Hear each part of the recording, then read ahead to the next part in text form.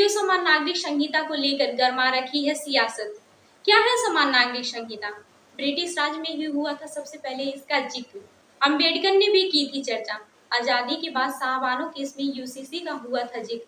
कैसे supreme court पहुंचा case, किस राज्य में है लागू और कहां चल रही है इसकी बात, यूसीसी का किस लिए हो रहा विरोध। नमस्कार दोस्तों, मेरा नाम है रूबी और आप देख रहे हैं भारत समाचार दर्शन 24। देश में समान नागरिक संहिता को लेकर सियासत गरमा रखी है। केंद्र की मोदी सरकार जहां यूसीसी बिल को संसद में पेश कर लागू करवाना चाहती है, तो वहीं विपक्ष नेता इसे पेश करने से रोकना चाहते हैं। इस बीच अभी हाल ही में पीएम मोदी ने इसको लेकर बड़ा बयान दिया। पीएम मोदी ने यूसीसी के समर्थन में बोलते हुए यह कहा कि एक घर में जब दो नियम नहीं चल सकते तो देश में दो नियम कैसे लागू हो सकते हैं। पीएम मोदी ने आगे कहा कि कुछ लोग देश में मौजूद हैं जो मुसलमानों को गुमराह करने पर लगे हुए हैं। पीएम मोदी के इस बयान की बात से विपक्ष उन पर हमलावर है और यूसीसी को चुनावी मुद्दा बनाने का आरोप लगा रहे हैं। आपको बता दें कि भाजपा इस मुद्दे को कई सालों से उठा रही है, लेकिन यूसीसी का मुद्दा कई दशक पहले से देश की राजनीति में चर्चा का विषय बना हुआ है।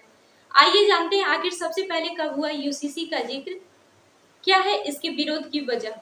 समान नागरिक संहिता यानी कि यूनिफॉर्म सिविल कोड एक ऐसा प्रस्ताव है जिसका उद्देश्य हर धर्म, रीति रिवाजों और परंपराओं पर आधारित व्यक्तिगत कानूनों को सभी के लिए एक समान करना है।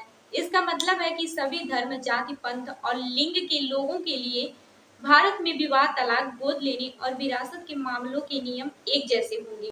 यूसीसी का जिक्र मोदी सरकार से पहले भी हो चुका है। दरअसल 1835 में ही ब्रिटिश सरकार ने अपराधों, सबूतों और कई अन्य विषयों पर समान नागरिक कानून लागू करने की बात कही थी। हालांकि उस रिपोर्ट में हिंदू या फिर मुस्लिम धार्मिक कानूनों को बदलने को लेकर कोई बात नहीं कही गई थी। डॉक्टर भीमराव अंबेडकर ने भी यूसीसी का जिक्र किया था। 1948 में संविधान सभा की एक बैठक में अंबेडकर ने यूसीसी को भविष्य के लिए अहम बताया था और इसे स्वैच्छिक रखने की बात कही थी। अंबेडकर कई राजनीतिक दिग्गजों के साथ समान नागरिक संहिता के प्रस्तावक थे। संविधान सभा की एक बहस के दौरान अंबेडकर ने यह कहा था, समान नागरिक संहिता के बारे में कुछ भी नया नहीं है। विवाह, विरासत क्षेत्रों को छोड़कर देश में पहले से ही एक समान नागरिक संहिता मौजूद है। जो संविधान के मसौदे में समान नागरिक संहिता के मुख्य लक्ष्य हैं, यूसीसी भी वैकल्पिक होना चाहिए। देश आजाद होने के बाद से यूसीसी का जिक्र उस समय हुआ जब 3 तलाक का एक मामला सुप्रीम कोर्ट पहुंचा। दरअसल यह चर्चित साहबानो केस है जिसमें इंदौर के एक वकील ने उन्हें तलाक दे दिया था। साहबानो का निकाह छोटी उम्र 1932 में हो गया था और उनके 5 बच्चे थे। इस बीच 1914 के बाद उनके पति अहमद खान ने दूसरा निकाह कर लिया। साहबानो पहले से ही अपने पति के साथ रह रही थी, लेकिन बाद में दोनों में झगड़ा हुआ तो दोनों ने समझौता कर अलग होने का फैसला किया। समझौता के अंतर्गत साहबानो को उनके पति ने 200 रुपए देने थे, लेकिन बाद में वह मुकर गया। गुजारा भत्ता न दिए जाने के 62 साल बाद साहबानो ने इंदौर की एक अदालत का रुख किया। अदालत में पति ने मुस्लिम लॉ बोर्ड का हवाला देते हुए यह कहा कि वह गुजारा भत्ता देने के लिए बाधित नहीं है।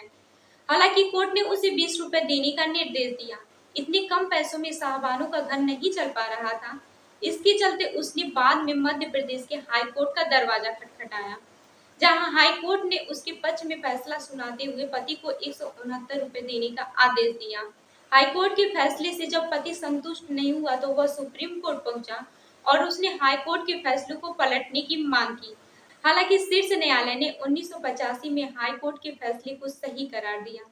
सुप्रीम कोर्ट ने फैसला सुनाने के बाद से एक बड़ी टिप्पणी भी की। कोर्ट ने यह कहा कि देश में अब समान नागरिक संहिता की जरूरत महसूस हो रही है। आपको बता दें कि गोवा में यह कानून पहले से ही लागू है। गोवा को संविधान का विशेष दर्जा मिला है।